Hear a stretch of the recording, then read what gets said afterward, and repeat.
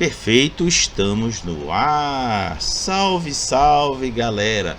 Sentiram saudades de mim? Tenho certeza que não. Eu não faço falta. Mas eventualmente eu causo algum entretenimento. Então é para isso que nós estamos aqui. Em mais um Comentando RPG especial Lore Sheets do V5. E estamos trazendo um convidado bastante bacana aqui. Daqui a pouco ele vai dar um oi pra galera. Vão aí chegando, vão se acomodando, sentando no chão, na cadeira, no sofá, no chão, na parede, no teto. Tá valendo, está confortável, tá valendo. Pois estamos começando mais um bate-papo sobre as Lore Sheets, que é nada mais nada menos que uma nova vantagem agregada nesta quinta edição do Vampiro à Máscara para os personagens que forem utilizados pelos jogadores, que é uma oportunidade para eles atrelarem estes personagens a alguma trama, algum plot do mundo das trevas, e no caso o Vampiro à Máscara. Então, estamos aqui comentando. Para hoje nós vamos comentar a Lore Sheet Kevin Jackson, que é extraído direto do suplemento Chicago by Night, primeira cidade aventura suplemento para a quinta edição. Primeira e única por enquanto, que eu ainda não vi nenhuma outra. Por mais que tenha o Londres, mas o Londres eu não sei se exatamente é uma cidade by night, mas isso a gente checa depois. E sempre contando aqui com a presença linda, maravilhosa, gostosa do Rafael. Rafael, diga oi aí pra galera. Oi pra galera. Então, sendo assim, vamos à apresentação do nosso querido convidado. Christian, quem é você na fila do pão do mundo das trevas? Cara, eu acho que se eu fosse responder, eu usaria da filosofia. Não sei quem sou, mentira. Cara, pra quem não me conhece, eu sou o Cris. Eu já participei de alguns projetos junto com outros criadores de conteúdo. Eu já tenho projetos próprios. Inclusive, o que a galera mais conhece é o do Vampiro Era Clássica, né? Embora agora eu tô já explorando V5, outros projetos pessoais. Provavelmente o pessoal também deve ter ouvido falar no canal do Juan Amadeu. Inclusive um abraço aí para ele, que eu sei que ele vai assistir. E também em outros trabalhos envolvendo outros canais, como Droga de Canal, até o Fábulas, que agora a gente fez algumas lives recentes e também estamos gravando algumas lives. Então, acho que é uma introdução assim que dá para resumir bem, sabe? Eu crio conteúdo e eu participo desses canais durante a produção deles. Show! Deixa eu registrar aqui a presença do casal 20, Tati e Daniel. Muito obrigado pela presença e pela inscrição Prime que vocês fizeram. Valeuzaço! Oi, sim. Então é isso, galera. Bom, como é que a gente faz? Quem tiver caindo aí de paraquedas, como é que nós fazemos? Eu faço uma leitura, que isso aqui na realidade é uma leitura coletiva da Lore Sheet, só que eu inicio pelo que há de informação no White Wolf Week. E aí durante essa leitura do White Wolf Week a gente vai trocando ideia, nivelando de conhecimento sobre esse personagem específico da Lore Sheet, que é o Kevin Jackson. E após a gente fazer essa introdução sobre o que há em torno dele, a gente entra de fato nas informações descritas da Lore Sheet e vocês poderão compreender como usá-la dentro de sua campanha, aventura ou o seu personagem que você deseja construir. Então, vamos começar aqui pelas informações da White Wolf Week. Nascido em uma família de Chicago e classe média alta, sobrevivendo em um bairro pobre, os pais de Kevin se certificaram de ensiná-lo o certo do errado. Eles levaram os seus 5 filhos nas marchas por direitos iguais e praticaram o ativismo todos os dias, enraizando isso em seus filhos. Mas por todo o amor, afeição e abrigo que uma família pode fornecer, o peso esmagador do mundo real não pode ser evitado, e logo dos 2 irmãos mais velhos do Kevin se juntaram aos Bloods. Eu estou optando em manter Bloods porque não é legal a gente ficar traduzindo o nome de alguma coisa, viu galera? Então eu peço a compreensão de vocês. Os irmãos mais antigos não levaram muito tempo para se destacar entre as fileiras da gangue, e logo o próprio Kevin teve de fazer a escolha de se juntar ou não, já que as conexões de seus irmãos com os Bloods fizeram dele um alvo óbvio para os Playboys e os Crips. Kevin sabia muito bem o que seus pais queriam que ele fizesse, mas eles não estavam no lugar dele. A situação toda era uma escolha óbvia e ele se juntou à gangue. Por volta de 1984, mais do que uma década depois, Kevin era o líder de gangue mais poderoso na cidade ventosa. Isso aqui já sou eu tentando traduzir um apelido, viu, gente? Controlando o tráfico de cocaína. O futuro senhor dele, Lodin, não mais feliz com Capone, veio até Kevin uma noite dessas no Cabrini Green. Ele ofereceu a Kevin o abraço, a imortalidade e uma chance de se tornar um de seus tenentes. Kevin viu a oportunidade para o real poder e a aceitou, se convencendo de que com a eternidade à sua mão, ele poderia eventualmente substituir Lodin e assegurar uma Chicago melhor. Eventualmente. Até que a oportunidade dele chegasse, ele agiria como Lodin e a laia dele o viam. Um sicário, um escravo irracional a ser ordenado por aí, um corpo preto descartável a ser jogado fora quando não for útil. Durante os primeiros anos como vampiro, ele falou a seus irmãos do abraço. No caso, ele falou sobre o abraço para os irmãos, da sociedade dos membros, do poder e sobre o plano dele. Uma vez que eles concordaram, ele transformou os seus irmãos Medgar, Langston e sua irmã Zora em suas crias e os viciou com o resto do Vitae dele. Medgar seguiu para Porto Rico. Kevin viciou membros vitais dos Chicago Bloods com o Vitae dele e esmagou quaisquer gangues opositoras. Ele consolidou o poder dele até que ele fosse um dos Bloods mais poderosos, com influência através dos Estados Unidos, França e América Central. Em tempo, o exército de Kevin era facilmente o triplo do tamanho do que qualquer um sabia ou viu. Então agora chegamos aos momentos dos comentários e sempre permitimos que o convidado inicie. Christian.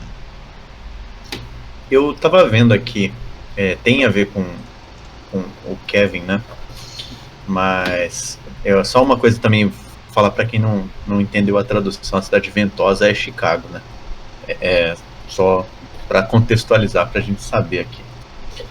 O Lodin, que é o senhor dele, ele era um cara que estava um pouco entediado, né? Porque eu vi o perfil aqui do personagem para tentar fazer alguma correlação com o Kevin. E o cara, num período de 130 anos, fez 12 crias. Assim, pro cenário de vampiro, isso é um pouco, assim, extenso, né? Porque a maioria que você vai vendo, uma, duas, às vezes 3, mas o cara se empolgou, né? E dá pra ver que, assim como o Kevin, ele escolheu muito cara talentoso, porque você vai ter Al Capone, que inclusive, se eu não tô enganado, tá na mesma cidade, né?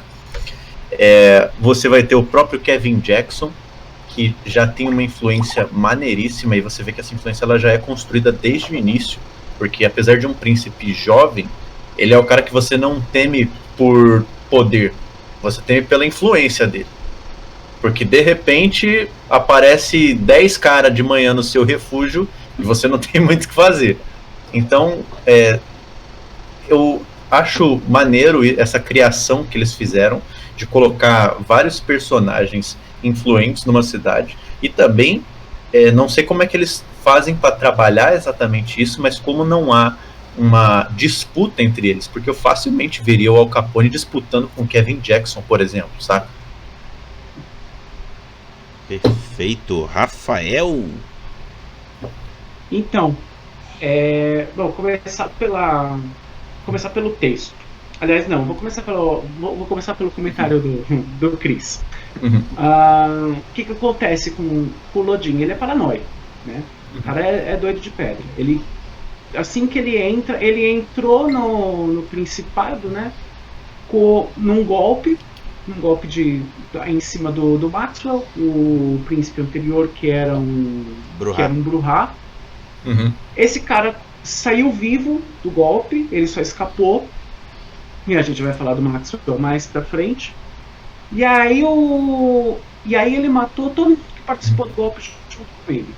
Depois disso, ele começa a tomar todas as áreas de influência de Chicago, uma a uma. E aí ele vai pegando, ele começa pela polícia, ele vai passando pelo governo, e aí depois ele começa a ter problemas com os sindicatos, ele coloca um sindicalista ali no meio, e é do meio desses sindicalistas que vem o Modius, com quem ele vai ter a treta que vai dar lá em Gary. E aí depois, e ele vai abraçando. Ele formou a primeira ninhada. Que foi, se eu não me engano, pelo que eu li aqui, foi desde que ele entrou no Principado até mais ou menos a Segunda Guerra Mundial. Até 1940 ali. E aí ele tinha gente que fazia parte das companhias de trem, que era uma linha de transporte importante na época. Tinha o contato empresarial. Os dois principais tenentes do Lodin eram o Horácio Ballard, que cuidava da parte dos negócios oficiais, né, da parte empresarial, e o Capone cuidando do mundo do crime. Então ele meio que estava jogando dos dois lados ali, dominando os dois lados da questão. E aí quando ele via alguém se sobressaindo, ele ia lá e ia abraçando. Só que ele viu que esses caras que ele abraçou estavam competentes demais. Aí ele falou assim... Só escolheu a nata, né? Então, esses caras são competentes demais. Então eu vou fazer uma segunda ninhada para segurar a primeira, entendeu? Meio que para neutralizar ali, entendeu? Então nada aconteceu, na verdade, isso é falado ali no Chicago by Night, primeira edição ainda. Nada aconteceu entre esses caras única e exclusivamente por causa do Lodin, entendeu? Inclusive no Chicago by Night, primeira edição, tem um quadro que diz assim, o que acontece quando o Lodin sai de cena, porque você tem a opção, antes de sair o Chicago by Night, sai a aventura Ashes to Ashes. E no Ashes to Ashes os jogadores têm a opção de matar o Lodin, entendeu? E aí tem um quadro explicando essa parte. Se o Lodin tiver saído de cena, o que vai acontecer é que os membros da segunda ninhada eles vão se reunir debaixo do estandarte do Hicks, que é um cara da primeira ninhada que não é importante, ele já saiu de cena agora por quinta edição. O Kevin Jackson ele vai conquistar um poder próprio, e isso já prova que desde aquela época o Kevin Jackson era o cara mais competente da segunda ninhada, entendeu? E aí existe de fato uma rivalidade entre o Kevin Jackson e o Al Capone. Aí indo já pro Kevin Jackson e entrando um pouco no texto do White Wolf Week. O Kevin Jackson ele é a única cria negra do Lodin, tá? O Lodin ele é um cara viking, ele é um ancião, ele tem um pensamento bem ancião, inclusive é racista pra cacete. Ele tem aquele pensamento do homem negro como menos humano, né? E isso não é especificado, mas pelo menos é como o Kevin Jackson vê o Príncipe Lodin. E isso é importante na história porque é o que leva a esse comportamento pouco subversivo do Kevin Jackson. Ainda na primeira edição, ele não apoia os anarcos, mas parece que ele vai dando umas ajudas assim, discretas, entendeu? Porque entre a primeira e a segunda edição de Chicago by Night, Mal Davis, que é uma personagem que ainda está no V5, ela arma um levante anarco, só que o Kevin Jackson não fica do lado dela, porque uma das maiores qualidades do Kevin Jackson é ver para onde que o vento está soprando.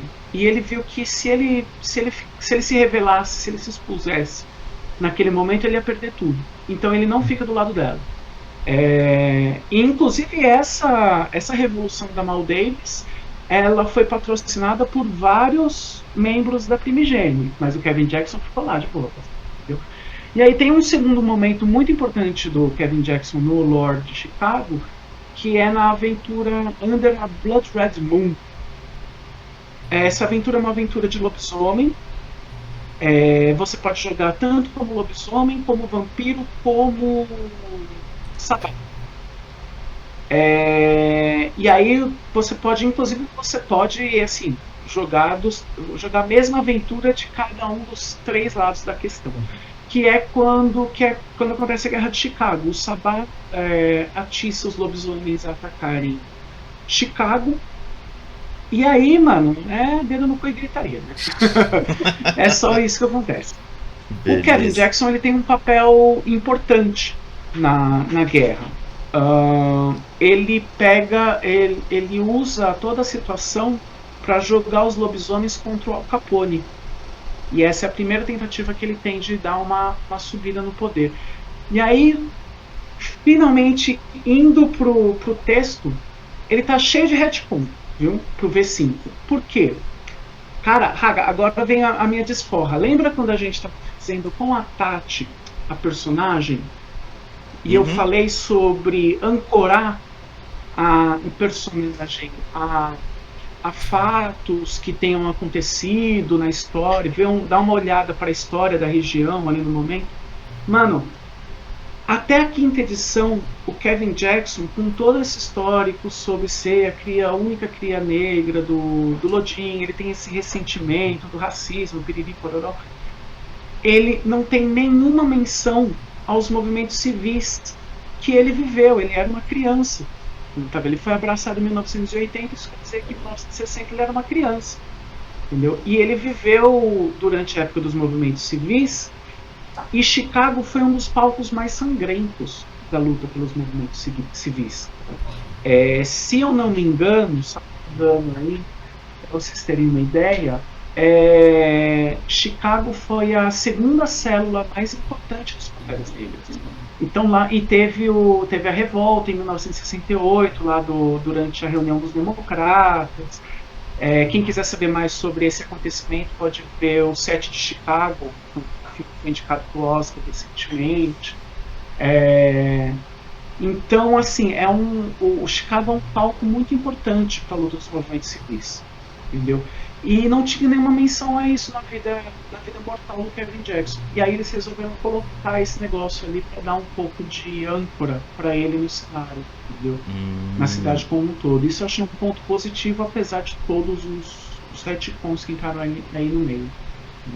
Ele tem que carregar isso, né, para a eternidade dele, porque você tem o criador dele que carrega toda a carga do racismo, toda a carga de enxergar pessoas negras não como seres humanos, que é da época que ele foi abraçado, e aí você não tem isso, como você falou, até a 2ª edição, um cara que é praticamente um protagonista da cidade, né? É meio desbalanceado essa questão histórica, ele devia ser mais firme quanto a isso.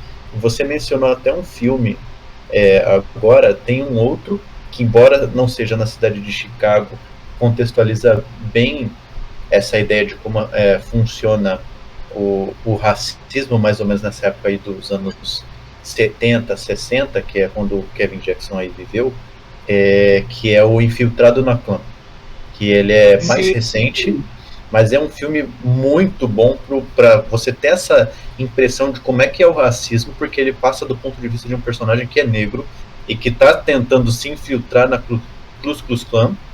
E é um filme investigativo de polícia, mas que traz também esse clima meio de Chicago, né, de investigação e de se infiltrar nos conflitos de uma cidade. Cara, tem vários, na verdade, assim, na última década foram feitos muitos filmes focados nessa questão, né? Mas o Infiltrados na Clã e o 7 de Chicago são dois que, assim, que eu acho que são bastante importantes, né? Assim, para entender o que é. E é só como parênteses, assim, para vocês entenderem. O Haga falou também aí sobre o Cabrini Green, né? O Cabrini Green é alguma coisa parecida com o que a gente tem como Coab aqui no Brasil, ou pelo menos aqui em São Paulo, né? É o mesmo nome no praticamente o Brasil inteiro.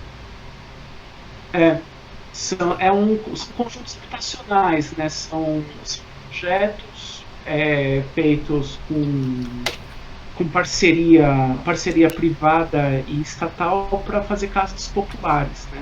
O Cabrini Green ele começa como um desses projetos e aí acontece várias tretas de falta de verba e tal, e o lugar acaba virando um lixão ali. E aí acaba virando vira uma favela, entendeu? Um cortiço, melhor ainda, vira um cortiço. E aí as pessoas não querem sair de lá, porque é tudo que elas têm, é onde elas vivem, elas já são pobres o bastante para não terem para onde ir, entendeu? E isso vira um problema para a prefeitura de Chicago, isso aí faz parte da história de Chicago, tá? As pessoas não querem sair de lá e aí isso vira um problema para a prefeitura de Chicago. Dentro do lore, né, do cenário, é onde entra a gangue do Capone, porque aí a prefeitura começa a usar mafiosos para poder afugentar os moradores do local. Mas a gangue do Kevin Jackson resiste, e é nessa resistência que eles ganham a proeminência que vai chamar a atenção do Lodin. É isso. Perfeito. Então vamos avançar aqui no conteúdo do White Wolf Week. A jovem estrela ascendente Ventrue fez a sua parte durante a Guerra de Chicago, mas já suspeitando que seu senhor cairia, ele seguiu para o refúgio seguro do príncipe de forma a roubar o laptop de Lodin e assim obter controle sobre os bens de seu senhor. Ao chegar, Kevin encontrou não somente o Sabá, mas também vários lobisomens assassinando vampiros, alguns anciões da cidade entre eles. Incerto do resultado da batalha, ele decidiu atacar e salvar, entre aspas, seus pares da Camarilla.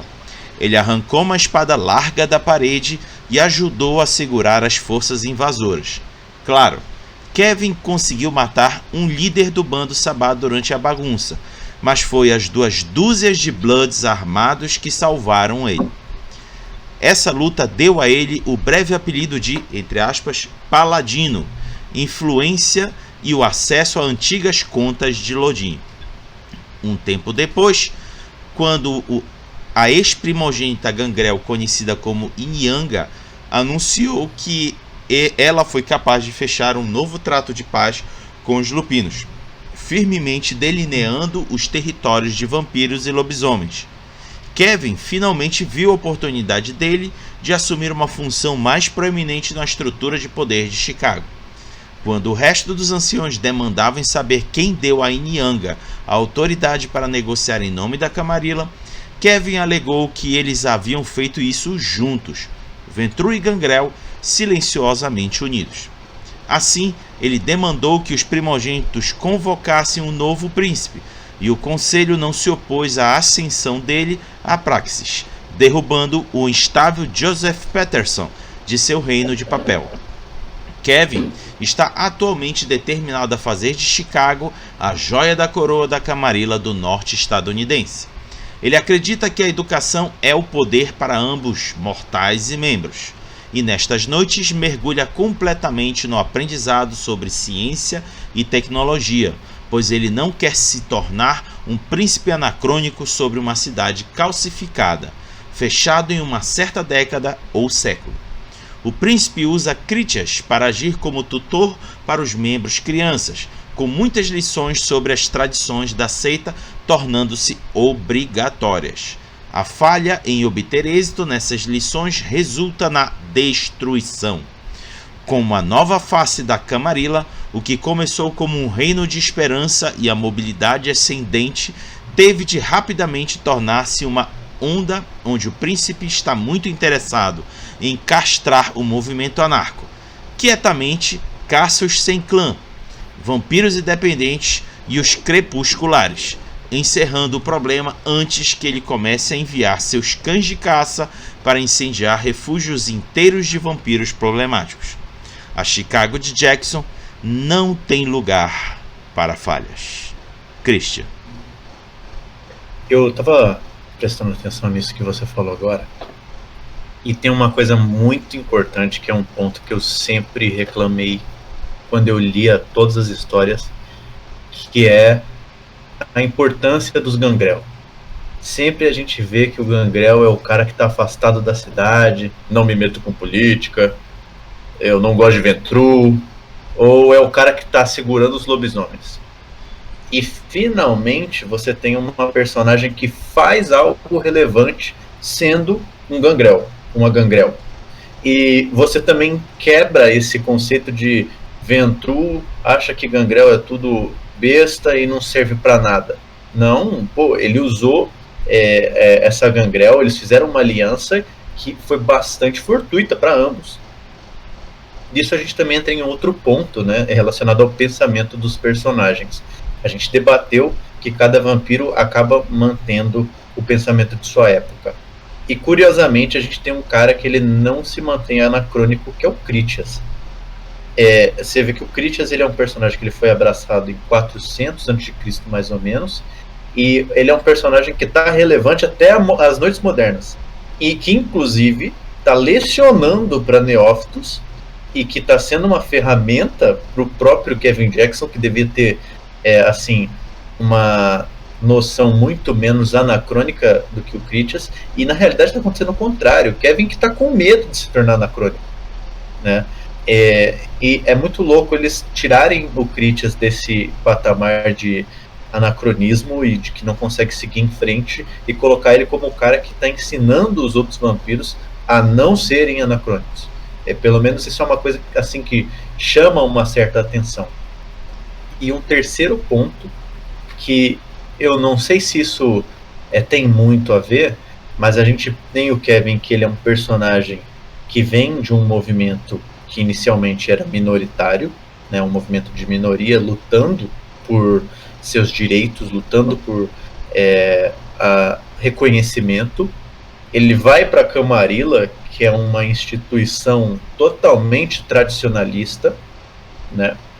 E ele praticamente mantém um reino da Camarilla ali, caçando inclusive quem na segunda, terceira edição era minoria, né, que é o sangue fraco, e que cada vez mais vem se tornando maioria.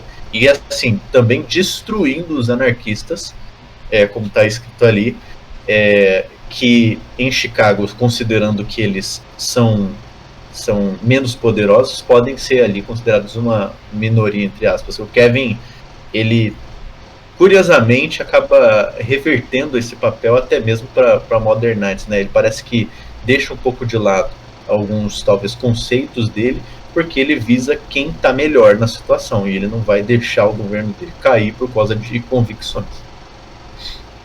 Perfeito, Rafael. Mano, o cara que manja é outra coisa, né? Tipo, você pega um texto que fala que o texto ele dá assim, ó, o texto é uma coisa, ele já pega no subtexto. Muito bom, Cris. Você fez eu perceber algumas coisas assim sobre Critias, né? Até como usá-lo dentro de fogo e tal. E faz parte do conceito dele, né? O cara é um filósofo, né? O cara é professor desde quando ele tá vivo, tá ligado? Exato. Então, assim, o mínimo que ele faz é se adaptar aos tempos, entendeu? É o papel dele, e ele tá cumprindo esse papel, né? Tem presente ali, afinal de contas a gente tem o V5, e aí tem o Bacon e Chicago tá sangrando o ancião, mas tudo bem, né? Isso daí é bizarro. É Helena, Critias, todo mundo.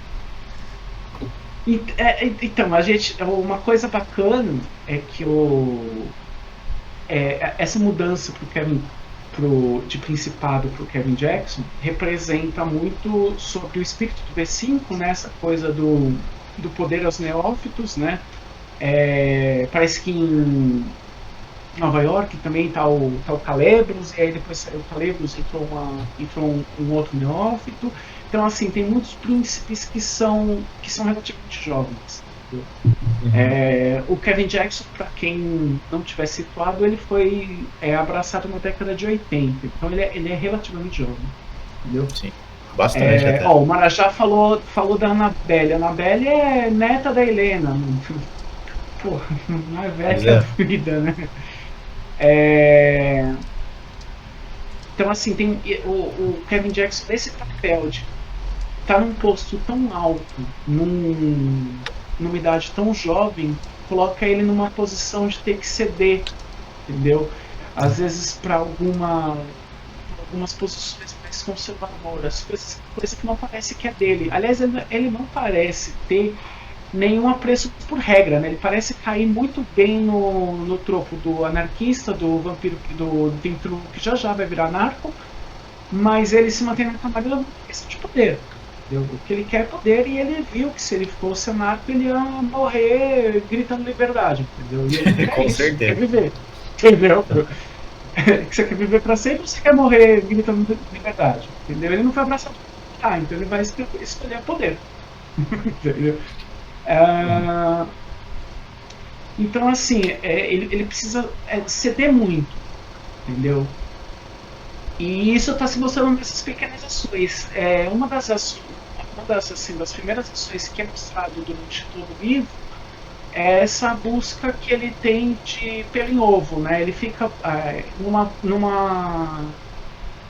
numa sana de mostrar poder, né? Mostrar que ele é o novo príncipe, que ele vai fazer valer a lei da Camarilla. Ele começa a caçar as quebras de mão, as quebras das tradições e tal, e ele começa a punir essa galera. Entendeu? A Annabelle, inclusive, ajuda ele a fazer uma lista dos persona non grata. Entendeu? E aí ele começa a ir atrás disso. A Annabelle, que inclusive foi uma das patrocinadoras da Mal Davis, tá? Para vocês terem uma ideia de como que são as políticas em Chicago, entendeu? A Annabelle não só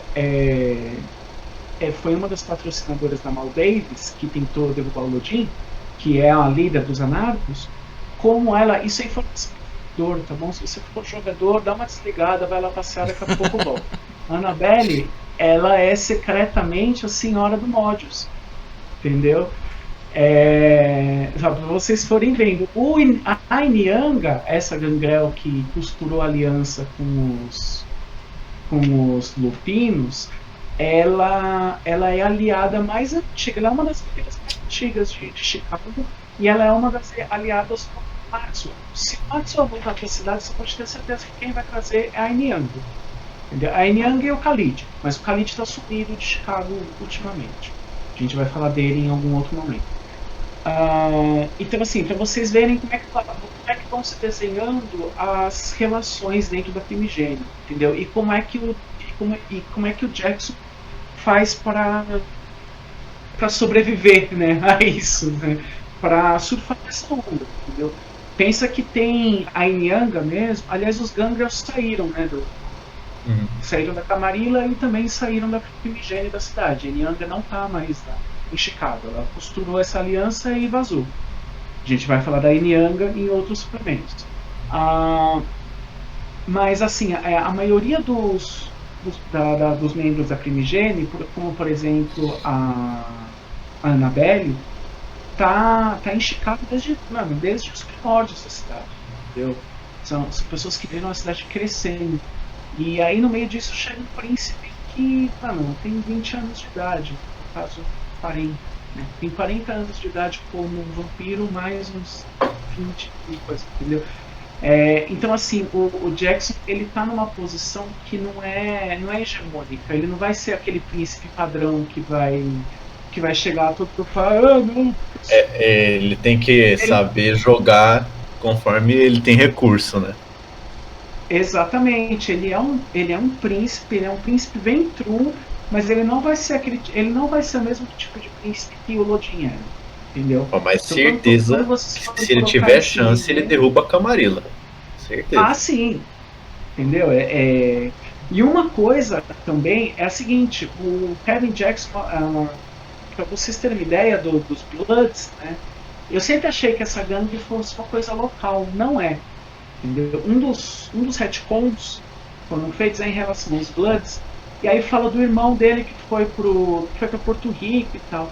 Cara, originalmente, não lembro na primeira edição, esse irmão ele estava em Los Angeles e ele estava com os anarcos de lá, entendeu? Uhum. Era a conexão que o Kevin tinha com os anarcos de Los Angeles e era a conexão que ele tinha com o resto da gangue dos Bloods, porque os Bloods eles são uma pegada um pouco Comando Vermelho, PCC, sabe? Tipo, nasce aqui em São Paulo, ali no Rio de Janeiro, mas eles estão em ação no país inteiro. E aí os Bloods eles têm extensões que vão até América Central, América do Sul, que é da onde eles vão tirar a droga que eles vão vender em Chicago, entendeu? Então assim, não é uma gangue local, eles são um esquema de crime organizado mesmo, de máfia, eles são uma máfia, entendeu? É isso que chama a atenção do Odin, Kevin, entendeu? Então é isso que está em jogo, entendeu? Deixa eu fazer uma contribuição. Uma das coisas assim que me chamou a atenção quando eu li sobre o Kevin, e foi aqui meio que citado indiretamente por vocês, é ele sabendo que ele é um vampiro fraco por sua existência ser muito recente, ou seja, ele não tem o poder sobrenatural que os mais antigos teriam para se sobressair, ele investiu na influência do mundo mortal. Isso é algo que eu sempre falo pra galera que joga vampiro, geralmente os que jogam comigo, eu falo assim pra eles, galera, não se batam muito com disciplina, a disciplina é bom, a disciplina é importante, mas olhem mais para o mundo mortal que tem em volta, percebam as fortalezas que vocês podem construir em torno disso. E aí a ideia, pelo menos a ideia do Kevin é exatamente isso que eu gosto de ressaltar. O investimento dele na influência mortal é tão intensa que ele faz com que os primogênitos se sintam à vontade de apoiá-lo como príncipe, porque se for do contrário, eles poderão sofrer também algum golpe de oportunidade que ele já demonstrou saber fazer oportunamente. Isso é algo que eu gosto de deixar bem claro. Christian. Sim. Mas assim, vamos ser sinceros aqui, que é muito mais legal jogar carro pro ar. É muito mais legal pegar potência e jogar um carro pra cima. Pô, muito melhor. Mas estrategicamente falando, realmente ele faz muito disso, ele tem muito ponto de que seria antecedente, né? E de méritos também do personagem. E é aquilo que a gente comentou, ele não é forte de poder, ele é forte de influência, ele é o cara que te dá medo por onde ele consegue comandar. E então eu também acho que isso tem muito a ver com a estratégia dele de saber como jogar com a primigênia. Ele percebeu, óbvio, que entre poder não vai conseguir, né? Então ele tinha que fazer alguma coisa para tentar equivaler ali. E é aquilo, você não precisa de muito ponto de antecedente na ficha, você só precisa saber onde alocar esses pontos. E no caso dele, ele soube como alocar muito bem, porque ele tem pontos de estratégia ali que dificilmente vão ficar sem ele, entendeu? E isso é uma coisa que você comentou aí, às vezes falta um pouco nos jogos, né, de você relatar qual que é a diferença de você derrubar um príncipe influente para um príncipe só poderoso. Porque às vezes a gente sente que um príncipe influente não tem diferença nenhuma. Você derruba o cara, entra lá o jogador no refúgio dele com uma espada, com uma 12, igual foi, por exemplo, lá com o Hardestat, mas teve consequências severas para os vampiros. Mas assim, mete bala no cara e é isso. Aí agora a cidade está sem vampiro. Não, pô, tem que acontecer alguma coisa. O cara sumiu, ele comanda meia cidade, tem que acontecer alguma coisa. Os vampiros vão ficar malucos, vai ter guerra de influência, vai ter humano não sabendo o que fazer, os carniçais do cara, eles vão fazer o quê? O senhor do cara, pra onde que foi o senhor do cara? E se o cara tinha crias e você não sabia, você já tem uma penca de inimigo que você não sabe. Então eu acho que falta essa introdução às consequências, mas que é bastante relatado nessa Guerra Fria, né? De você não sabe quais são as consequências de matar o Kevin Jackson. Boa, Rafa. Bom, a Guerra de Influência é a verdadeira disciplina Ventrue, né? O jogo do Ventrue é esse. E Chicago é o exemplo disso, né? É a placa de Petri disso. Né? Olha o que o Lodin fez só para poder humilhar um cara que ele já tinha vencido, que foi o Modius, entendeu? O cara destrói toda a economia de uma cidade inteira só para poder afetar um único cara, mano. Correto. Só que assim, eu vou fazer um pouco de advogado do diabo. Eu acho que às vezes durante o jogo a gente acha mais interessante pegar um carro e tacar na cara do inimigo, porque nas aventuras nós estamos lidando um recorte específico de tempo. Sim. Entendeu? Quando você está jogando uma aventura, normalmente não se passa dentro de uma mesma aventura, não vai se passar 3 décadas, entendeu? E aí isso acaba, a mim, por exemplo, eu sou um cara que eu gosto de fazer esse tipo de coisa, de falar, não, eu vou influenciar, sei lá, vou fazer uma parada de prostitutas na frente da empresa do maluco pra, entendeu? Pra humilhar. Exato. Eu sou esse tipo eu gosto de fazer esse tipo de coisa. Só que assim, dentro de um espaço limitado de tempo, mano, isso aí não vai surtir efeito. O que vai surtir efeito é ao longo do tempo, entendeu? Muitas vezes eu acabo broxando de fazer essas jogadas porque eu não vou ver o resultado, eu não vou ver o andamento e eu não vou ver o resultado dessas jogadas. Então eu prefiro pegar com um carro e tacar na porta da empresa. Entendeu? O que então, continua assim, sendo divertidíssimo. Continua sendo divertidíssimo. Então assim, tipo, quando vocês estiverem jogando, quando a gente estiver jogando, às vezes é da hora dar uma conversada em relação a isso, o tipo de jogo que é. É um jogo que comporta a gente fazer uma dilatação de tempo e assim, quando a gente está narrando, não tenha medo. Porque os vampiros são assim, eles fazem planos futuros. Não tem medo de dilatar o tempo. Não tem medo de começar. Posso até fazer um comentário sobre isso? 80 pros anos 2000. Passa todos. Você falou aí sobre não ter medo de dilatar. A gente vê muito na crônica que o jogador ele passa por uma situação, ou ele faz um acordo que ele sai na desvantagem, ou ele sofre um ataque de um vampiro e ele quer no dia seguinte cobrar o cara. Calma, cara. Calma. Tu é eterno, cara. Você não precisa lá cobrar ele na semana seguinte, não. Deixa o cara esquecer que você existe, sabe? É assim que você tem que bater. Já tive muitas narrativas, por exemplo. Eu gosto, por exemplo, de fazer o famoso crossover, em que um demônio faz um pacto com um vampiro, aos baile aí, é tudo baile, e aí o jogador percebe que, meu Deus, um demônio foi mal comigo, tá na desvantagem, e ele quer cobrar o cara no dia seguinte, tentar fazer uma revolta. Não tem por que você fazer exatamente isso no dia seguinte, a menos que esteja muito jogo para você. E a mesma coisa se aplica nas próprias crônicas entre vampiros. Percebeu que o cara te passou uma rasteira? Tá bom, em 20 anos eu te passo outra. O vampiro vai passar assim. Sabe?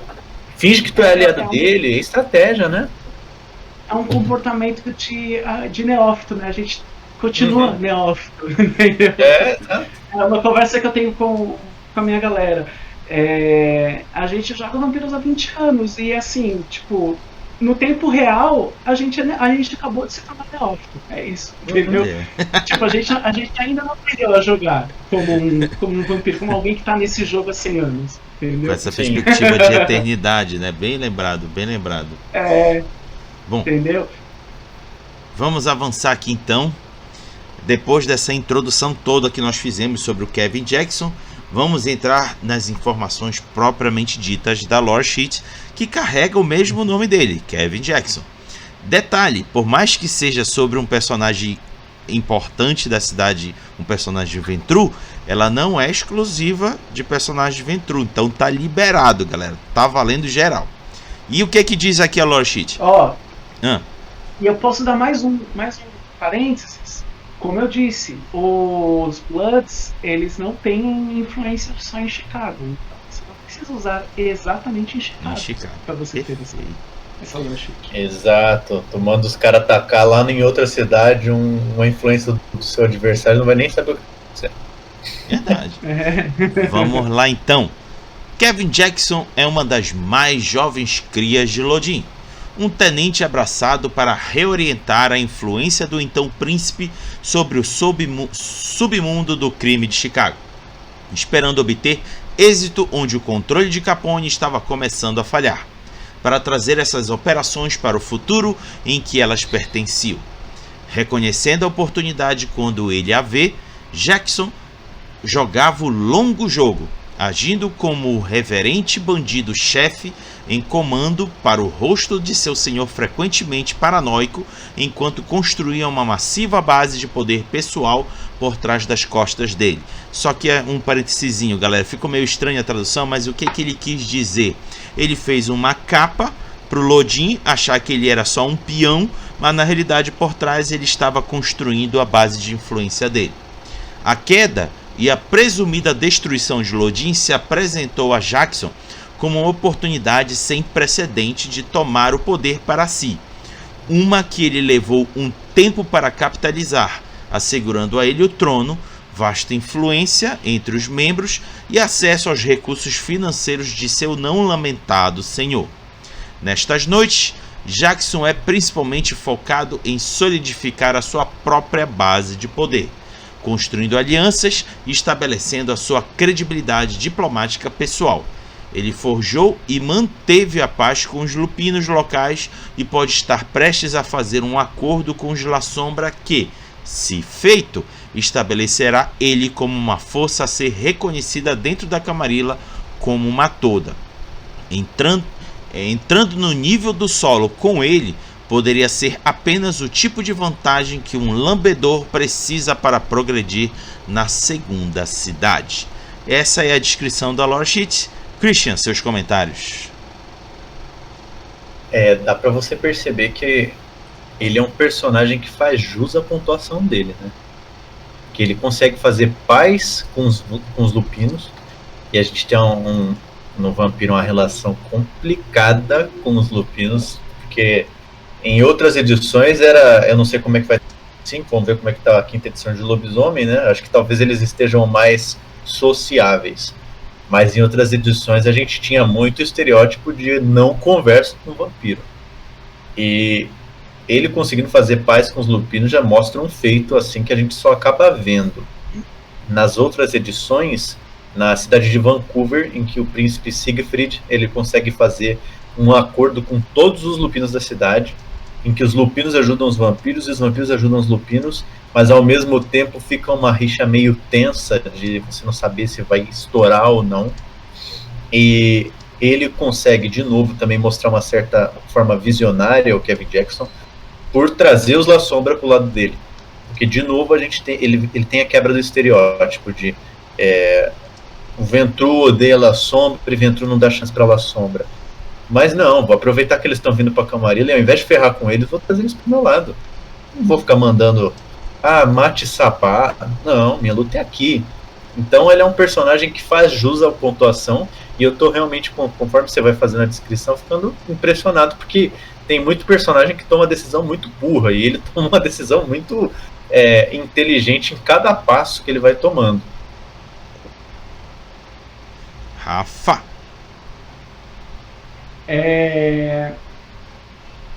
Então, sobre os lupinos, a gente já vai ter nos próximos suplementos mais lore sheets, mais lore mesmo, né, sobre como é que estão essas relações.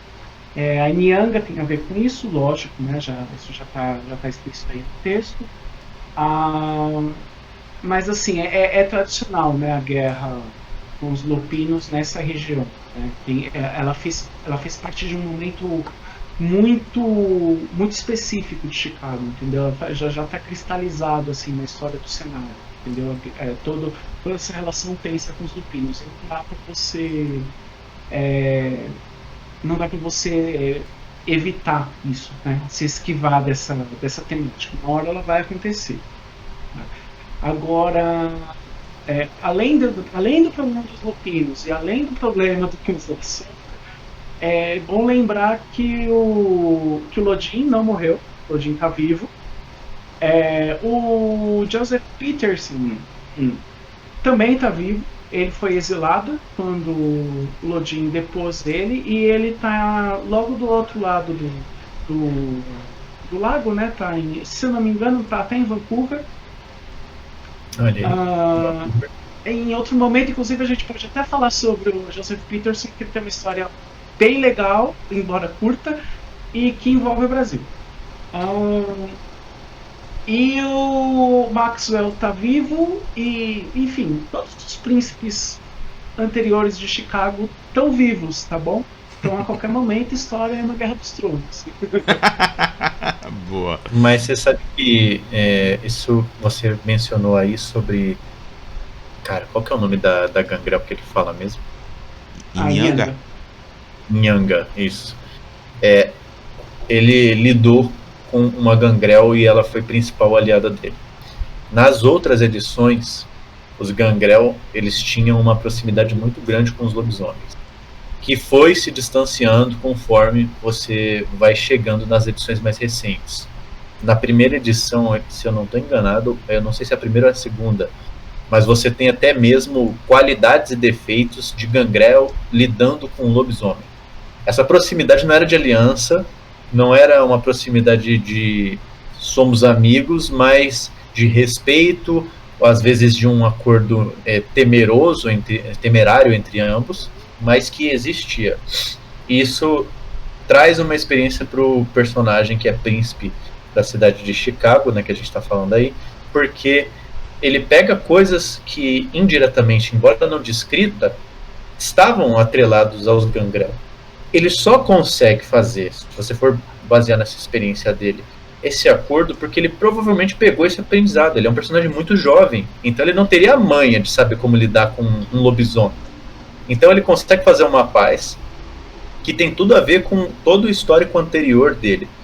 E, de novo, a aliança com os La Sombra já tem a ver com o histórico dele de quebrar esse comportamento ventru e de saber como entortar o cano ao lado dele, né? Em uma crônica, por exemplo, que eu narro, apesar de ser não era clássica, um dos meus jogadores, ele teve como senhor, como mentor, na verdade, um Nosferatu, e agora está tendo como mentor um Assamita. Imagina esse cara lá na frente. E isso porque ele é neófito. Então você vai ter um personagem com um desenvolvimento muito amplo, porque ele está pegando coisas de vários clãs possíveis, e o Kevin Jackson parece seguir nessa mesma pegada. Aí ele vai e pega um estilo de clã dos La Sombra e aprende tática dos La Sombra. Aí vamos supor que ele consegue uma outra aliança para lutar contra esses príncipes aí que você falou que podem fazer um levante, e ele já pega costume de outro clã. Então é um cara que não está parado e que ele sabe exatamente o que está fazendo.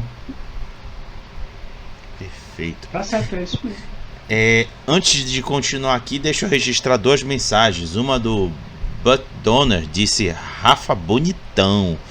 E o Zuck Washer disse: curtindo os comentários precisos do grandioso autor do Era Clássica. Só chovendo elogios aqui no chat, pode crer. Olha aí. Vamos lá. Bom, galera, feita agora a descrição da lore sheet, vamos ao que os níveis oferecem aos jogadores. E no nível 1, cujo título é Sangue Novo, diz o seguinte: um recém-chegado a serviço do príncipe, possivelmente uma chegada recente de outro domínio, você tem acesso a uma máscara. Quando disse máscara aqui, gente, é a vantagem, o antecedente novo agora do V5, em que você pode adotar uma identidade falsa. Ou seja, uma máscara especialmente construída, digna de pontos para uso uma vez por história, criada usando a influência de Jackson. Se você causar uma quebra da máscara usando essa máscara, fica até redundante ficar falando tanta máscara, mas é assim que a Galápagos também traduziu. Você sofre nenhuma consequência adversa além de uma repreensão severa pelo xerife ou o desdém vocal das arpias no Elísio. Ou seja, é o nível para passar pano do cara. Christian. Sim, exato. Sinceramente, eu acho que dos níveis baixos, esse acaba sendo um dos mais relevantes para um neófito no V5, né? Porque essa questão de passar pano para você, a gente sabe que o V5, pelo menos onde ele começa no livro base, ele não é um cenário que está muito aberto para erros. Na cidade de Chicago, ela já também não é um cenário que está muito aberto para erros. Ele diz lá, inclusive, que a cidade de Kevin Jackson não pode haver erros. Então você ter pelo menos uma segunda chance já te salva de momentos assim que você poderia morrer de primeira ou poderia sofrer uma sanção extremamente negativa. Então, assim, dos primeiros níveis de lore sheet, esse acaba sendo, acho que, um dos melhores que tem, sinceramente. Rafa? Voto com o relator.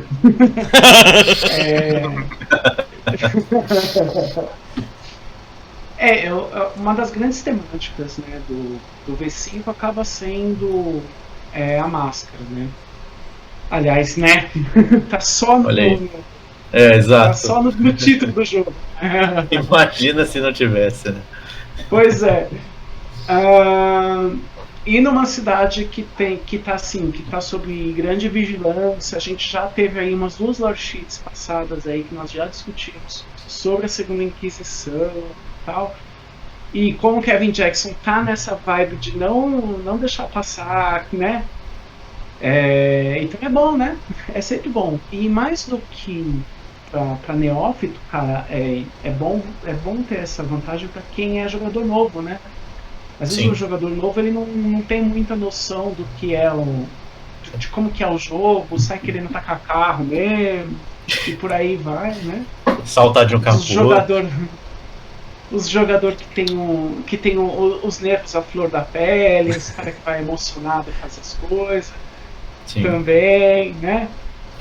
Esse lore sheet inicial, ele lembra muito aquela qualidade do bom senso, né? Porque aqui ele diz que vai ter uma repreensão severa.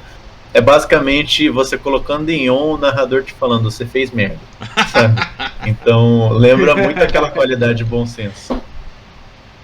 É bom senso. Na prática, é bom senso.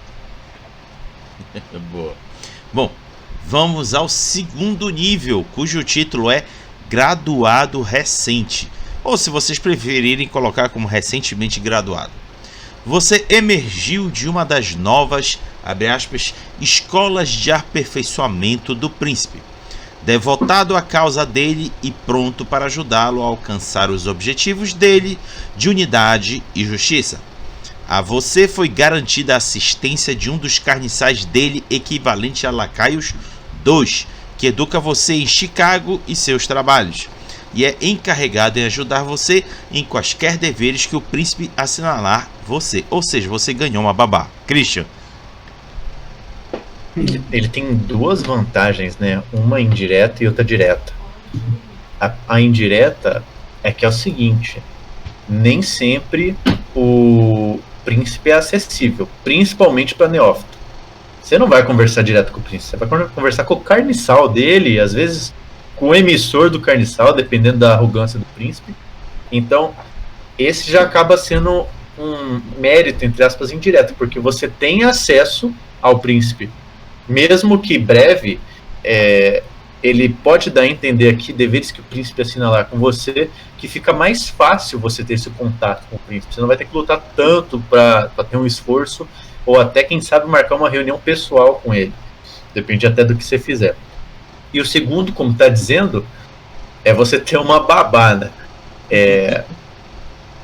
E não melhor do que você ter uma babá vampiro, eu acho que é você ter uma babá carniçal. Carniçal, exato. Porque o vampiro, ele não vai conseguir te defender durante o dia. O vampiro, ele tem inimigos muito maiores. O carniçal já não. na maioria das vezes um carniçal ele não tem inimigos no mesmo nível do vampiro, ele vai ter inimigos carniçais, né? Mas eu suspeito também que essa babá aqui não tenha sido qualquer um cara que foi escolhido para te dar. Deve ser um cara selecionado que sabe onde é que tá pisando, que entende da cultura dos vampiros também, aí, ó, bom senso, e que vai trazer pro seu personagem muitas vantagens que vão além de você simplesmente ter um carniçal para você mandar. Esse cara, na verdade, eu enxergo ele muito mais como aliado do que simplesmente seu servo. E existe essa diferença porque o aliado ele tem uma utilidade muito vasta dentro de uma cidade. Principalmente porque ele é um cara que vai ter uma ficha que provavelmente vai ter outros contatos, vai saber como andar na cidade, com quem conversar, por que conversar. Então ele é um aliado, um potencial muito, extremamente útil para um jogo de vampiro, principalmente um jogo político. Rafa.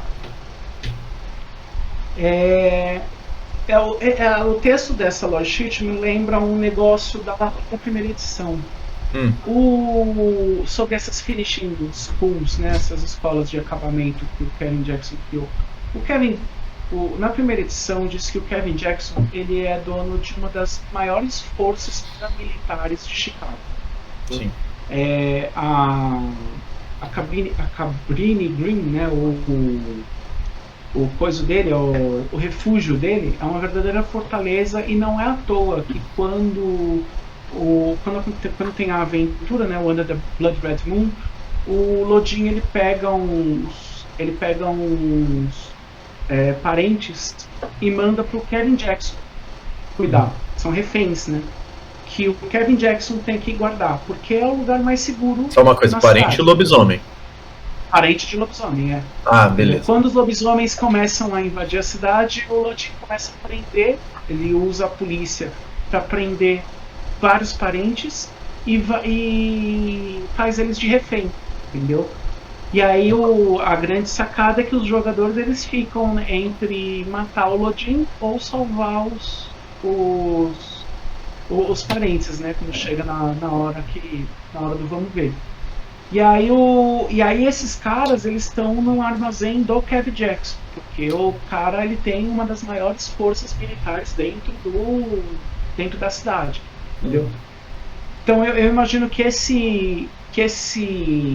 vantagem ela seja reminiscente, seja uma lembrança dessa característica do Kevin Jackson, entendeu? De ter refúgios fortificados, de manter um exército ao seu redor, e aí você tem acesso a um cara desse. Agora a gente precisa lembrar do revés dessa vantagem. O Chris já falou todas as massagens do revés, né? É importante lembrar que esse carniçal ele não é seu, ele é do Kevin Jackson, entendeu? Se tu ferrar com ele. É que nem aquela vantagem da lore sheet da... Como é que é o nome dela? Que aparece no LA by Night, lá do Corbook ainda, que é uma senhora dos Ventru. Sabe qual que é, errado? Rapaz, você me pegou aqui. Não, Annabelle é a de agora. Não é a Sanova, uma coisa assim? É essa mesma. Fiorenza Savona. Fiorenza Savona. Ela tem. Você compra uma vantagem que ela te oferece um carniçal, mas esse carniçal está no serviço dela vigiando você. Entendeu? Então rola uma troca ali de informações, né?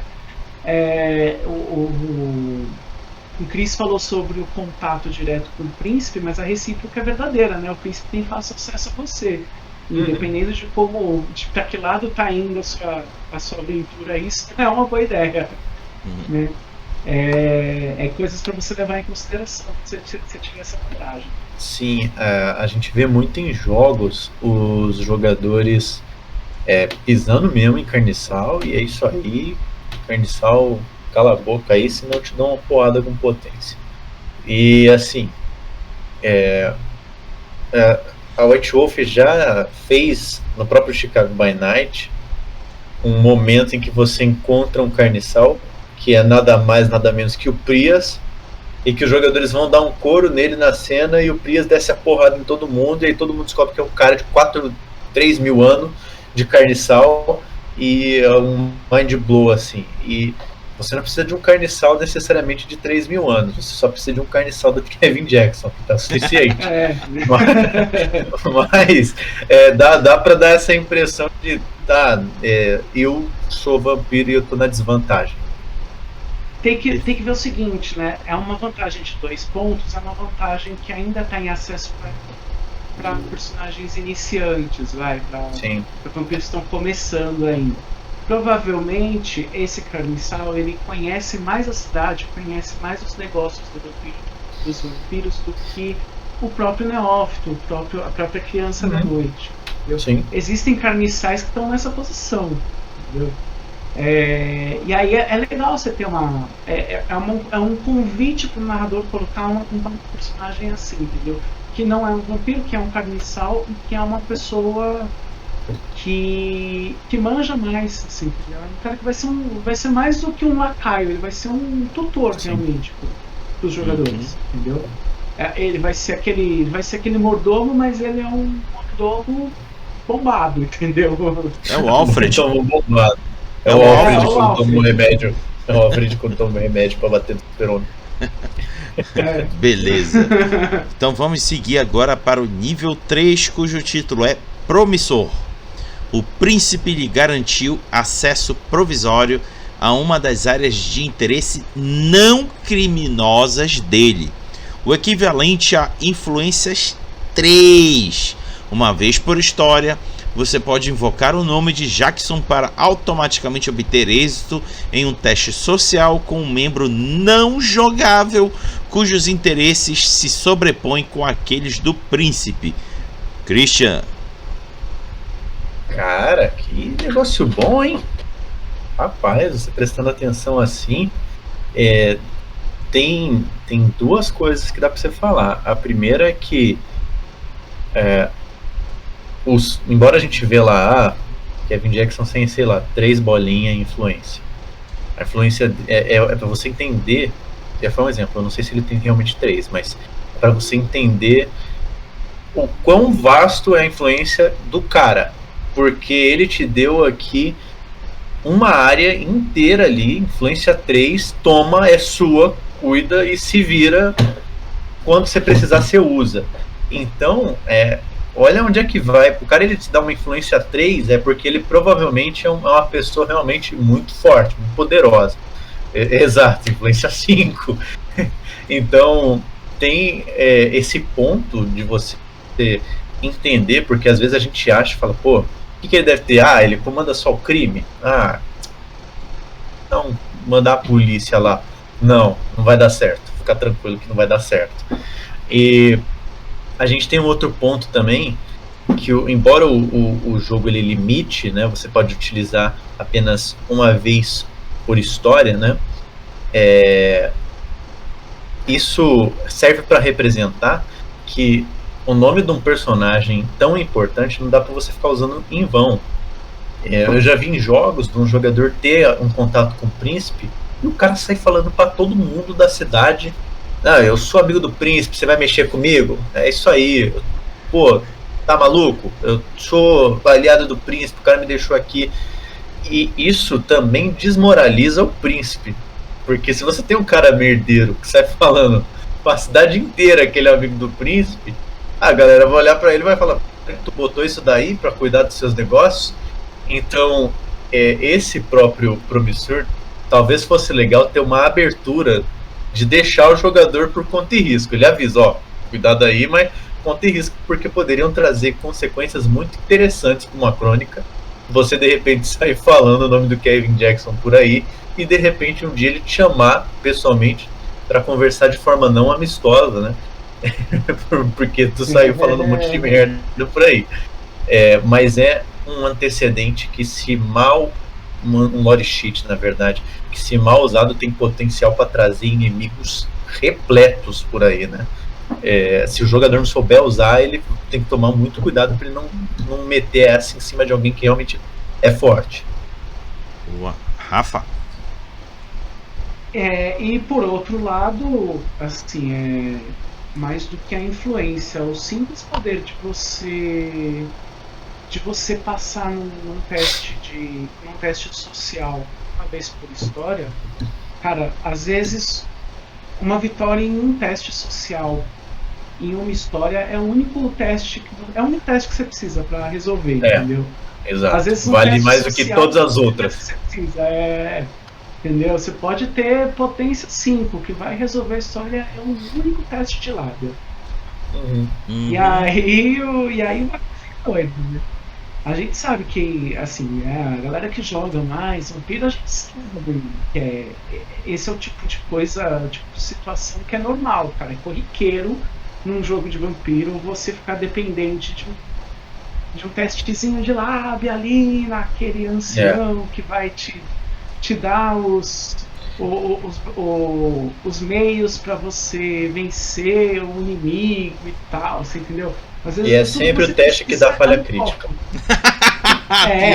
Você precisa, sempre.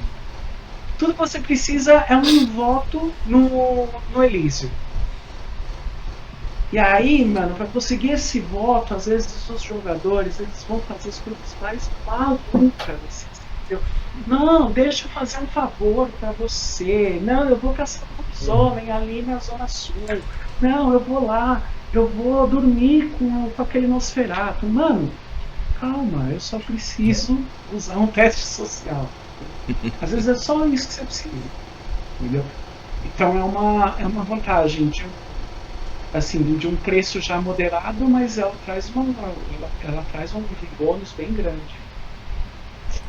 Isso que você falou me lembrou uma situação que eu estava fazendo uma narrativa em que teve um problemaço na cidade.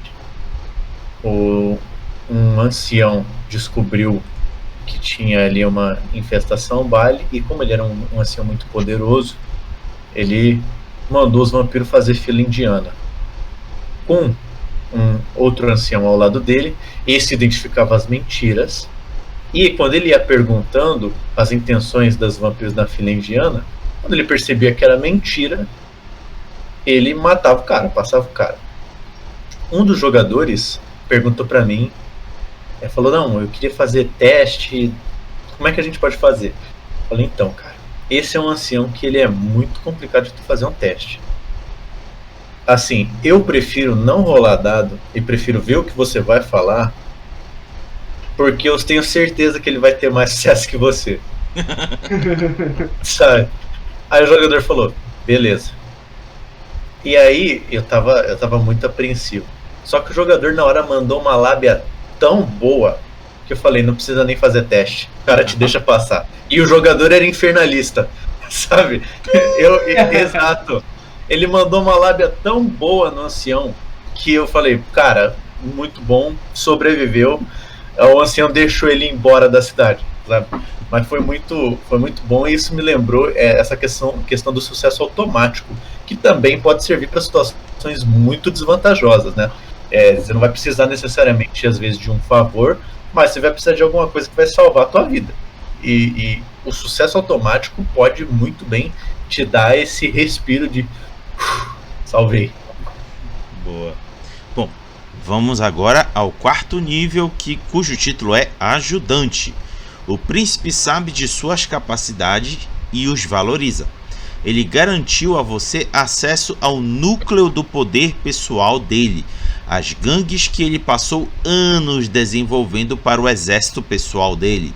Uma vez por história, você pode recorrer aos Bloods para ajudar em uma cena vindoura, onde eles contam como uma efetiva vantagem aliados Bloods 3 e contatos Blood 2. É aquilo que os meninos falaram lá no comecinho. Dá para mandar até para cidades vizinhas. Christian? Dá, exato. A primeira coisa é que a gente chegou a comentar acho que foi no segundo, né? Que você acabava tendo uma conexão indireta com o príncipe. Eu tenho certeza que um cara que recebe Bloods aliados 2, 3 e 3. Contatos 2, já tem um contato com o príncipe bastante próximo. com a certeza disso, porque o príncipe deve marcar reunião com esse cara assim. Então, você acaba tendo indiretamente uma forma de utilizar isso ao seu favor, né? Porque você vai ser um dos poucos na cidade que não só tem um recurso especial do príncipe, como também você tem uma proximidade com ele, que eu acho que se você der um telefonema ou carta, né, porque a Camarilla não gosta de tecnologia, o cara ele vai te atender. Agora, eu acho que esse dos antecedentes ele acaba sendo o melhor para você lidar com os adversários, tanto do príncipe quanto seus. Porque às vezes você vai ter aquele Nosferatu que você não vai conseguir pegar ele na polícia, você pega ele com um criminoso. Ou você vai ter aquela galera que vai vir te pegar desprevenido, tu chama teus contatos aí, não vai ter crise para você, porque os Bloods aparentemente salvaram a vida do Kevin Jackson. Ele utilizou para isso. Você também consegue fazer a mesma utilização em diversos âmbitos possíveis. Rafa. Comparando com outras lore sheets, ela parece ser uma vantagem um pouco mais limitada, né? Porque, o que a gente já viu de lore sheet aqui de nível 4, mano, a gente já viu o como é que chama? O Matusalém do Drakon lá, o Matusalém do Simizi como mal, entendeu? Assim, ela pode parecer um pouco, né? Mas ela ainda está dentro da temática cenário, né? Geral da temática geral, não só do cenário como da lore sheet, né? Como um todo, né? E assim, não é pouca coisa, como eu disse, né? Os Bloods têm uma influência que é de nível nacional, entendeu? Então, assim, às vezes você precisa, se você usar ações de utilização, você pode, sei lá, os caras eles precisam de transporte, você pode pegar, eles traficam drogas, mas você pode ter uma conexão ali com o tráfico de armas, tirar informações, né? Os caras, exatamente, os caras têm uma rede de informações ali. Então, assim, usar isso com bastante subjetividade, sabe? Usa com bastante imaginação, que é para poder suprir, né? Para poder nivelar mesmo a vantagem com outras de fato que parecem que são mais. Pode parecer que são mais poderosas, por assim dizer. Sim, mas assim, você mencionou aí do Drakon como seu mentor. A gente tem que lembrar de uma coisa: se o Drakon é seu mentor, ele não vai dar a vida por você. A gente pode ver muito da interpretação do ancião que dou a vida pelo meu aprendiz. Isso não vai acontecer com o Drakon. O Drakon, ele é o cara que, por exemplo, você vai consultar, vai às vezes pedir um auxílio, mas não sei muito bem se ele... exato, mas não sei muito bem se ele vai necessariamente colocar um dedo dele para te salvar de um problema. Às vezes o bem-estar do cara, principalmente o Drakon, que é um Matusalém, é muito mais confortável do que querer te ajudar. Ele não está vivo à toa, ele está vivo porque ele não se importa com os outros, né? Então, eu acho que acabam sendo lore sheets que são de mesmo patamar por conta disso. Você levar o Drakon, se você colocasse que o Drakon realmente gostasse de você e quisesse fazer o possível para te salvar, aí seria uma lore sheet muito roubada, mas provavelmente não é o caso. E no caso dessa, a nível Chicago, que a influência deles, apesar de ser nacional, está muito concentrada ali, isso tem um potencial absurdo numa crônica, principalmente regional.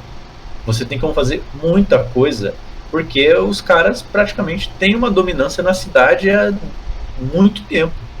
Então, ela, numa crônica regional, ela tem um poder muito grande, e é compreensível porque ela seja um nível 4. Né? Sim. Você troca o poder pela segurança, né? E assim, você não está realmente abrindo mão do poder, porque eu não estou dizendo que, né, não estou dizendo que eles são inúteis, né? Eles não são mas um cara com essa lore sheet aí, ele consegue influência em 2 palitos. Ah, sim. Você precisa fazer um jogo Kevin Jackson. Se você chegou até aqui, nessa lore sheet, porque, você entendeu como é que é ser alguém conectado ao Kevin Jackson. Você entendeu? Sim. Como você mexe as suas peças. Você entendeu? E muito sobre essa lore sheet é sobre te dar peças. Ela te dá cada vez mais peças para você mover no tabuleiro. Então ela não é uma lore sheet que vai te dar uns poderes arcanos para você sair usando. Não, é sobre você ter as pessoas certas nos locais certos para fazerem um serviço que você precisa. E nem precisa, né? Porque como você falou, Chicago tá sangrando ancião. De que adianta você ter um poderzinho ou outro? É muito mais vantajoso você dar poder influente para um personagem ter uma gama de ações do que você falar, agora você tem dominação 5, você vai chegar lá e vai usar na Helena. Não vai, né? Eu não, olha, exato. Aproveitar essa fala do Christian, não sei se vocês leram o Diário de Gerard do Beckett. Tem um trecho que ele passa em Chicago e ele se sente absurdamente atraído para ir lá no Succubus Club. Foi só simplesmente esqueci o nome dela, a Helena, usando algum nível de presença absurdo sobre ele. Ele nunca tinha visto ela. Pois é. Exatamente. Enfim, vamos então agora ao 5º nível, cujo título é o Tenente do Príncipe. Você é a mão direita forte do príncipe, o vampiro que ele igualmente direciona para a ação decisiva e para o conselho sábio. Você possui Maula, nível 4, que é o próprio Kevin Jackson. Uma vez por história, você pode requisitar a oportunidade de presentear o mortal de sua escolha, o abraço, e o príncipe aprovará essa requisição. Pessoalmente, eu achei meio esse nível 5. Christian. Eu ia te comentar isso, cara. Eu tava prestando atenção, porque você... Agora voltando no Dracon, né? Você tem lá o Dracon, Dracon, 4ª geração de Tzimisce, sabe? Bate nos outros mesmo, é isso aí. Honra o clã e não sei o que. Aí você tem aí o Kevin Jackson, sabe? Você pagar 4 pontos para ter o Dracon ou 5 pontos para ter o Kevin Jackson. Exato, assim, entre ter o Kevin Jackson e o Dracon, eu sou muito mais ter o Dracon. Porque, pelo menos eu acho que o Dracon consegue chegar, se eu fizer uma requisição na Helena, e trocar uma ideia com ela. Não usa Dominate nesse jogo aí não, sabe? Então, acho que por utilidade, olhando desse ponto de vista até raso, pode dar uma desmotivada você querer pegar esse daqui. Porém, se no nível 1 a galera passa pano pra você, por você ter recebido alguma bênção, entre aspas, influência, imagine no 5. Ele já tá passando pano pra uma coisa, que é você abraçar alguém, porque ele vai te deixar abraçar. Mas ele é teu mentor, né? Mola tá ali. Então, se ele passa pano para um abraço, que é uma das tradições da Camarilla, que você não pode sair abraçando a qualquer momento, ele com certeza vai passar pano para muitas outras coisas. E sendo ele o príncipe da cidade, tu pode acabar fazendo cagadas. É lógico, testar a paciência de um cara desse não é legal, né? Mas você precisa usar isso muito ao seu favor. Às vezes você vai chegar e vai desafiar aquele cara que você acreditava ser seu adversário, e vai chegar no Kevin e falar, pô, dá uma mexida aí nas peças, finge que esse conflito tá só entre eu e ele, ou você percebe que um ancião muito mais forte veio mexer com você e no momento você não tinha como que fazer, você deu uma recuada, você chega lá no Kevin e fala, pô, o cara tá mexendo comigo, o que eu faço? Então assim, você é a mão direita dele, como tá escrito, e como mão direita lembra muito aquele cargo que eu não sei se foi passado, não me recordo se foi passado pro V5, mas que você era o segundo em comando do príncipe quando ele estava ausente, né?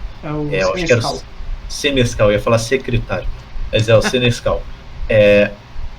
Você é um cara também de muita influência, tendo Kevin Jackson, porque esse lore sheet basicamente dá de presente. Toma aí os pontos do Kevin Jackson de influência na sua ficha aí.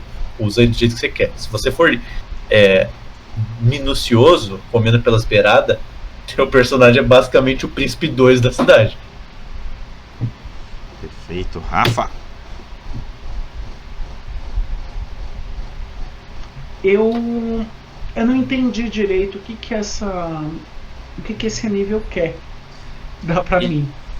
Sabe? Bom, ele veio crescendo. Só fazer um resumo. Ele te dá maula do príncipe e meio que dá a liberdade pro cara fazer o que bem entender. Mas como o Christian falou, pode ser bom e ruim dependendo da situação. Eu acho que essa liberdade para fazer o que bem entender é a maior das vantagens, você entendeu? Desse nível. Porque assim, você tá vindo crescendo, que você começa lá no nível 1, você ganha uma vista grossa, aí você ganha um lacaio, você vai ganhar uma influência, um negócio mais social, e aí depois você vai pro nível 4, você vai ganhar aliados, contatos, e aí no nível 5 você ganha a sua amiga. Tipo, mano, isso já tá... Ser amigo do príncipe, eu acho que já tá bem implícito desde o nível 1, entendeu? Não, mas eu acho que ele vai um pouco mais profundo, né? Que é uma sim. Eu acho que você vai assim, você vai se tornando cada vez mais próximo, né, dele, conforme você vai avançando. Gente, acho que isso é uma coisa que fica claro, entendeu? Sim. Mas o que eu não entendi é assim, em sentidos práticos, o que essa lore sheet fornece no nível 5? Por que eu vou pagar 5 pontos nela? Lembrando que 5 pontos são... desses 3 são 15 XP. Por que eu vou gastar 15 XP nessa lore, nesse 5º nível, para ter algo que eu acho que eu consigo na interpretação, sabe? Na narrativa já fica meio que implícito, entendeu? Quando eu comprei nível 1, nível 2, nível 3, nível 4, eu já tenho as ferramentas para estar próximo bastante do príncipe, entendeu? Eu não preciso pagar 15 pontos de XP para falar o que eu faço o que eu quiser, entendeu? Se eu joguei até aqui, até ter esses 4 níveis de lore sheet, no mínimo eu estou fazendo uma coisa certa, entendeu? E eu já estou sabendo jogar o jogo, entendeu? E isso vai me dar alguma leniência, alguma maleabilidade para eu continuar jogando do jeito que eu tô, assim, entendeu?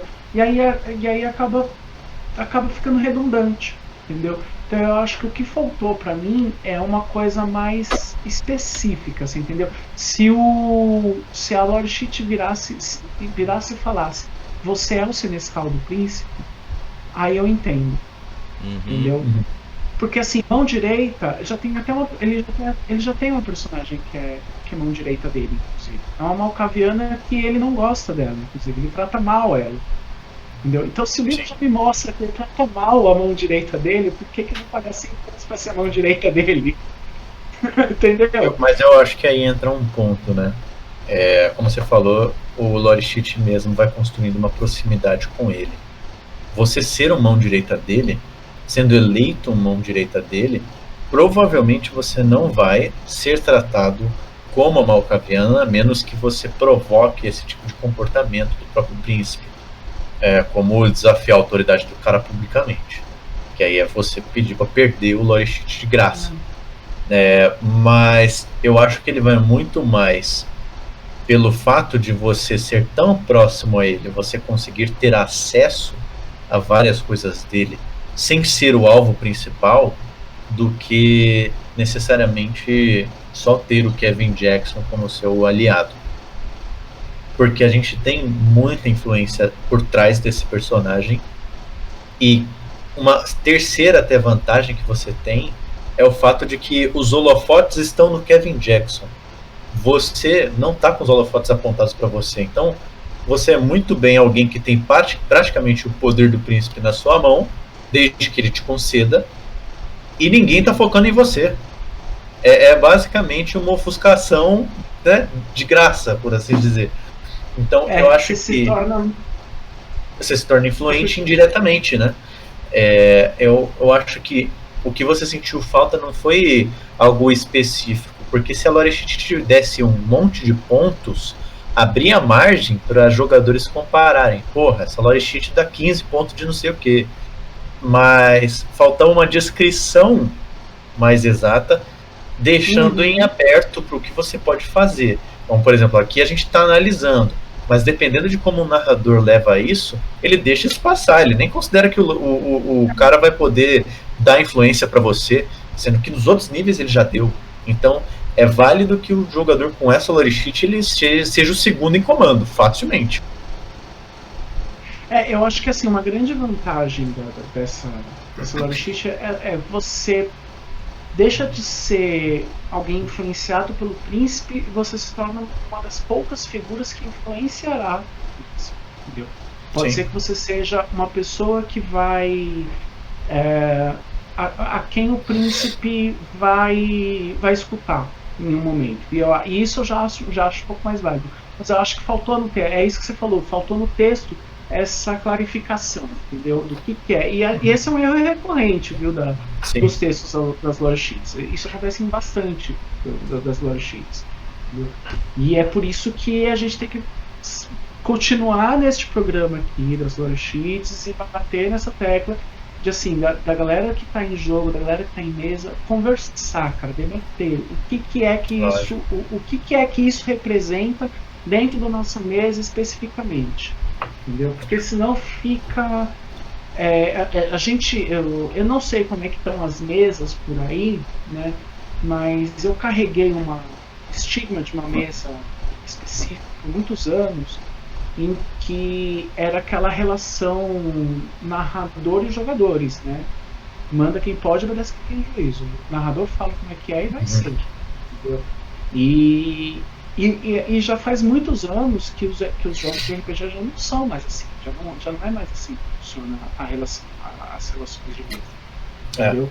Entendeu? Mas eu vejo que tem muitas mesas que ainda conservam essa dinâmica, entendeu? E a própria mecânica do V5 ela não dá vantagem para esse tipo de dinâmica de mesa. Então assim, vocês precisam realmente conversar e alinhar o que significa cada um dos pontos com o que vocês estão jogando, entendeu? Isso, mano, cara, isso não é dica pra RPG, isso é dica pra vida. Vocês vão ter que precisar conversar, velho. Tem um ponto sobre isso, né, que você mencionou. Não tem muito a ver com o V5, mas tem a ver com a comunidade de vampiro. Cara, a comunidade de vampiro precisa parar de achar que eles são os anciões que eles interpretam. Você tem narrador que tá achando que ele é o nossa, ou ele é o Matusalém, é intransigente, é irredutível, tá preso no passado, acha que as coisas funcionam só do jeito dele. A comunidade tem que tirar essa ideia idiota da cabeça. Conheço pessoas assim. Pois é, tem que tirar essa ideia. Quanta gente você não vê no grupo de vampiro que vem tirar uma dúvida e o cara chega todo de peito aberto, querendo destruir o jovem, acabou de começar de ler, não tá entendendo nada, e a gente sabe que são 30 anos de livro, ninguém tem a obrigação de saber tudo. E não é porque o cara lê há 30 anos, eu tenho 30 anos de vampiro, que isso significa alguma coisa. Não significa nada. Essa carteirada de eu tô aqui desde quando começou, tanto faz essa carteirada, você pode muito fácil ser refutado porque você é um idiota.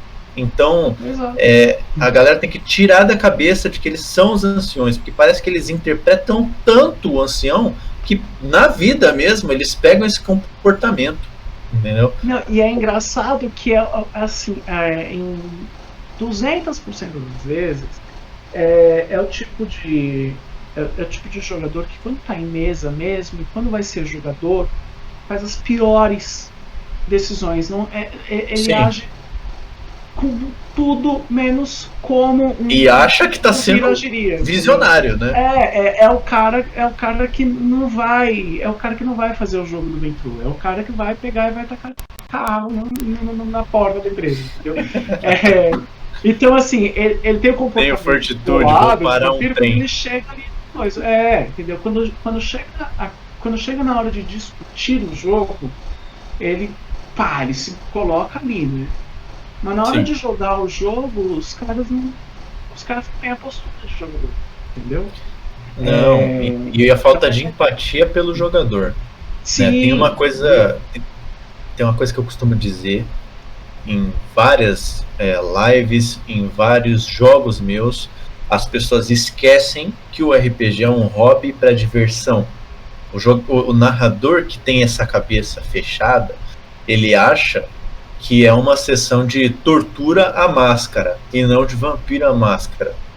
O jogador ele não põe 4, 5 horas, 8 horas por semana, depende de quantas vezes você jogar, para ter o personagem dele frustrado a qualquer momento por qualquer erro que ele cometa, porque você acha que um conceito que você tem é o mais correto do mundo. O problema não é o personagem, às vezes o problema é o jogador, sim. Sim. Erros. Concluindo, pra gente não ficar, né, muito longo. Lógico. Mas assim, concluindo, o V5 chegou para que a gente desça do pedestal, se coloque todo mundo no mesmo patamar e a gente possa seguir em frente. Isso, que é um jogo divertido. Então, exatamente, se você tem 30 anos de vampiro, foda-se, cara, você vai descer do seu pedestal e você vai jogar igual todo mundo. Exato. E nem o cara que comprou agora. É um jogo novo. Perfeito. Bom, chegamos então aqui ao final da Lore Sheets, Kevin Jackson. Aí eu queria deixar a oportunidade para o Christian mandar o seu recado final para a galera que assistiu a gente até aqui. Claro que ele pode falar também dos seus trabalhos, dos seus projetos. O espaço é seu, Christian, mande bala. Você pegou desprevenido agora, cara. Você não me avisou que ia ter isso. Mas não tenho o texto pronto. Cara, na real, só concluindo um pensamento mesmo. Eu ainda não vou falar sobre livros porque tem coisas para sair e essas coisas eu não posso mais spoiler, sabe? Então aí eu vou ter que me dar uma segurada porque eu adoro dar spoiler em live. Mas o narrador que tá ouvindo, ele entender isso, até que o Rafa falou, de dar o ouvido para os teus jogadores, debata com os teus jogadores. Às vezes o debate privilegiando o jogador pode dar um jogo muito mais interessante do que você só macetar eles de influência e fingir que eles não são nada dentro do cenário. O V5 ele não te dá essas lore sheets à toa, ele dá essas lore sheets para que os jogadores sejam os protagonistas.